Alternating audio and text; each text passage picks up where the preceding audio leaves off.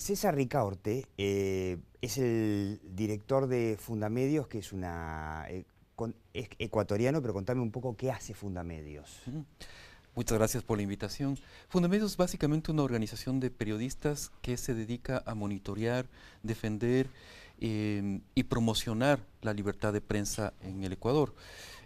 Vos sos periodista, Soy obviamente. periodista desde hace principios de los 90 y he escrito en todos los principales diarios del país. Eras un experto en rock, ¿no es cierto? Entre otras cosas. Mira que también fundé la primera defensoría del televidente en un canal ecuatoriano que fue Ecuavisa.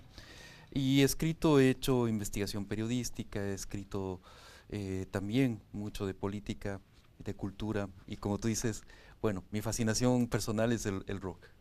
¿Se puede hacer periodismo en Ecuador? Es una pregunta media obvia porque es prácticamente un sistema idéntico al que tenemos en Argentina. Por lo menos que viste en Argentina debe ser prácticamente lo mismo en Ecuador.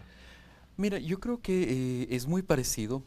Sin embargo, hay dos diferencias claves entre Argentina y Ecuador. Uno que es que existe una justicia independiente y con eso tú puedes proteger de alguna forma los derechos de las personas.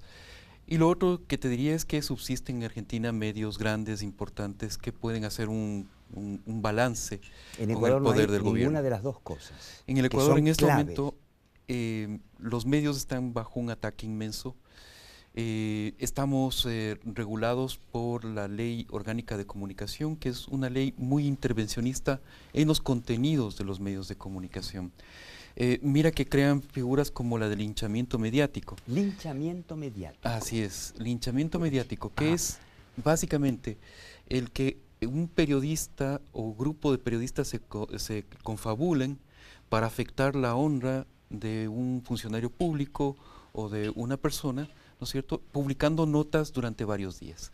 Básicamente esto lo que te impide es la investigación periodística, porque tú no podrías, por ejemplo, hacer una serie de reportajes de investigación sobre un caso de corrupción en el cual se diga que tal o cual funcionario o grupo de funcionarios están involucrados. O sea, este funcionario va a la justicia y dice, para mí es un linchamiento mediático, y el culpable es el medio. Correcto, te sanciona lo que se llama en el Ecuador la Superintendencia de Información y Comunicación. Y mira que... Superintendencia de Información y Comunicación, pero imagínate, pero perdón, nosotros tenemos la AFSCA, que está bien, no vela por el periodismo gráfico, pero sí por todo lo que decimos en radio y televisión. Esa es otra diferencia importante. Mira, la Superintendencia de Información y Comunicación controla también a la prensa gráfica, claro, aparte de la radio y la televisión.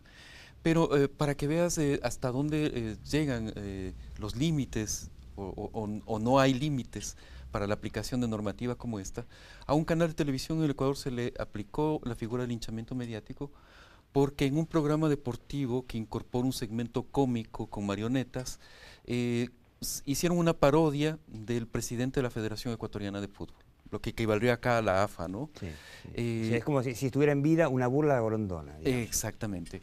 Y se le sanciona al canal porque considera la superintendencia que hay una confabulación entre las marionetas y los presentadores del programa deportivo. Pará. ¿Cómo una confabulación de las marionetas? Mira, sí, o sea, seguramente la superintendencia considera que las marionetas tienen vida propia, tienen voluntad y pueden confabular para afectar la vida o la honra. Una confabulación de las marionetas. De las marionetas. Entonces, mira, ese tipo ¿Y cómo de fue normativa. La sanción? ¿Fue una multa? Fue una multa para el canal y la obligación de publicar o de emitir durante varios días, tanto en su página web como al aire, disculpas para el presidente de la Federación Ecuatoriana de Fútbol. ¿Hay sátira política? Porque es una de las cosas que nosotros nos preguntamos los argentinos. En Argentina, salvo en el programa de Jorge Lanata, y en algún momento el famoso Tinelli, años tuvo sátira política, aquí prácticamente ha desaparecido. Prácticamente. Por lo menos en la televisión, en la radio, hay algunos esfuerzos interesantes. ¿Hay sátira política en Ecuador? Mínima. Y mira, esto es una característica importante de gobiernos con deriva autoritaria, ¿no? Se elimina el humor. Los gobiernos autoritarios no tienen humor. Y en el Ecuador se ha castigado a caricaturistas, porque Claro.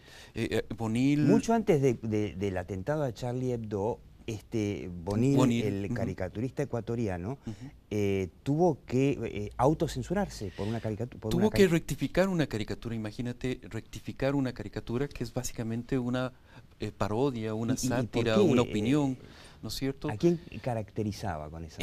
Fue una caricatura que disgustó al presidente de la República en persona y él ordenó que se le rectificara. A ver si lo tenemos ahí, al gran Correa. Ujú. En el sentido de que Bonil había dibujado el allanamiento de la policía al domicilio de un periodista, ¿no es cierto? Y Bonil lo había dibujado en términos que el presidente consideró que no eran los apropiados, que no eran veraces, entre comillas, y por lo tanto ordenó la rectificación de esta caricatura.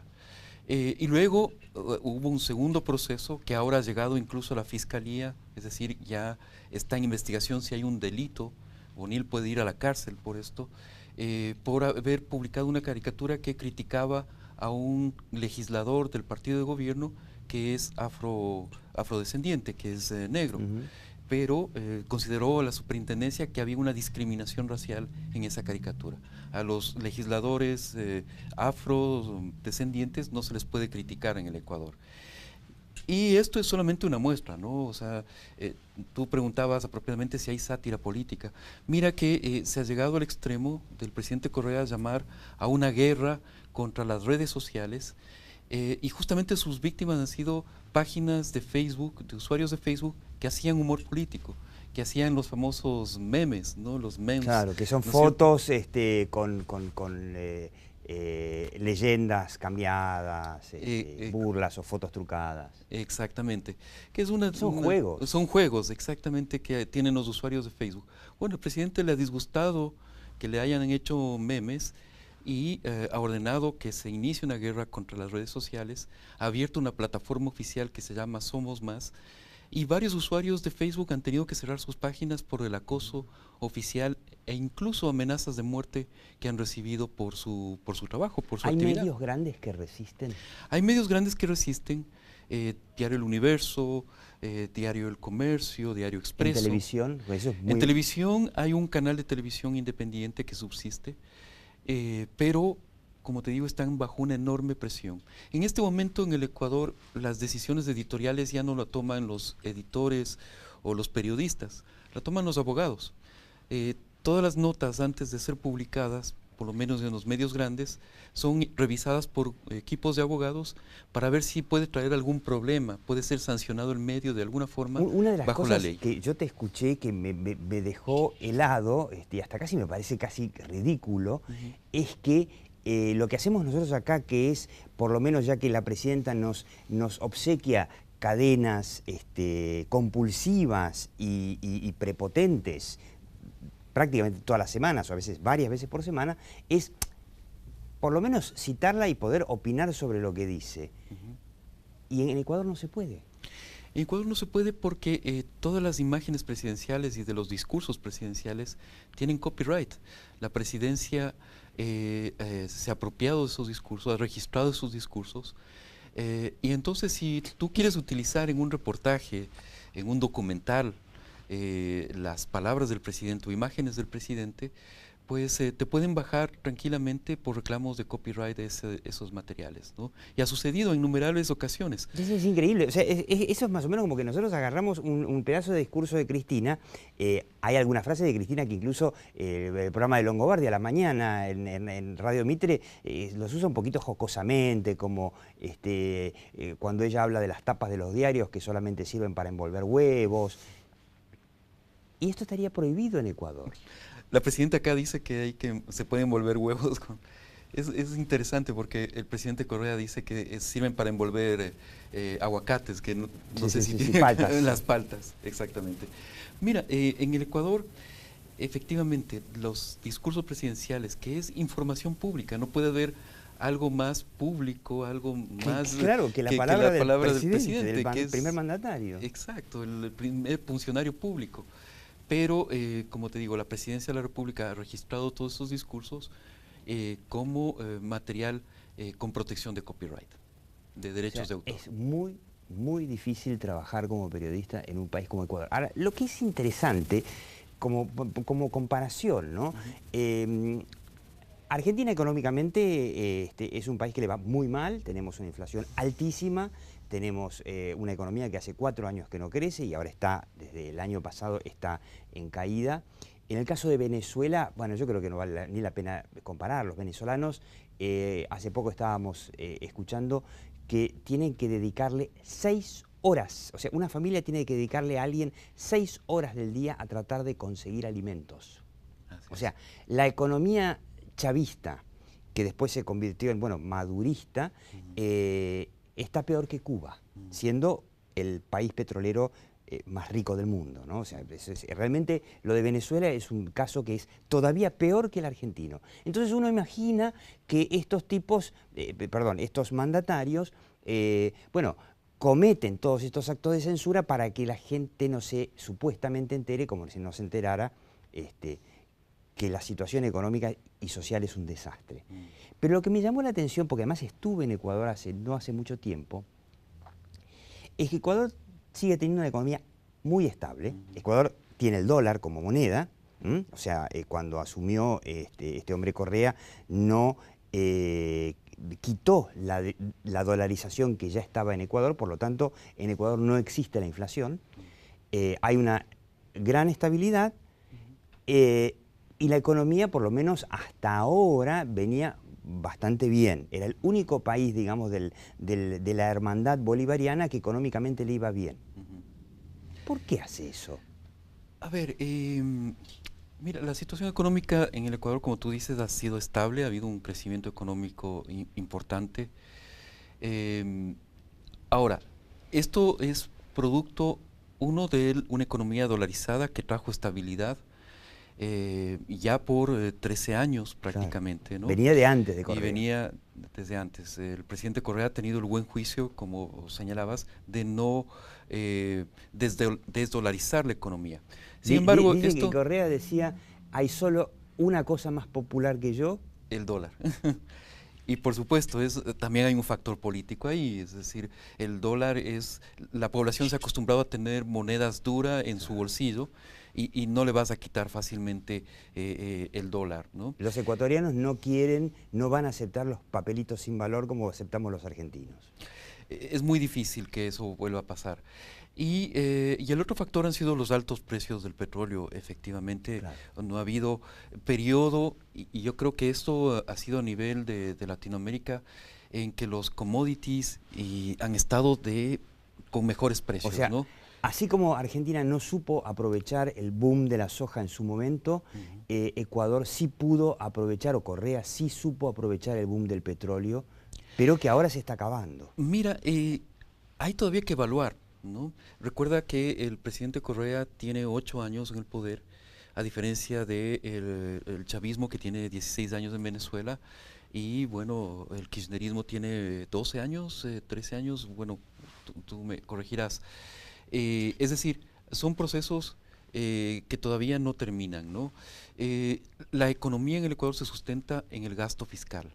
Y ese gasto fiscal ya es insostenible en estos momentos con un petróleo que de golpe ha bajado a la mitad Claro, del claro, costo, ahora ¿no? está en problemas. Para terminar, Ujú. César,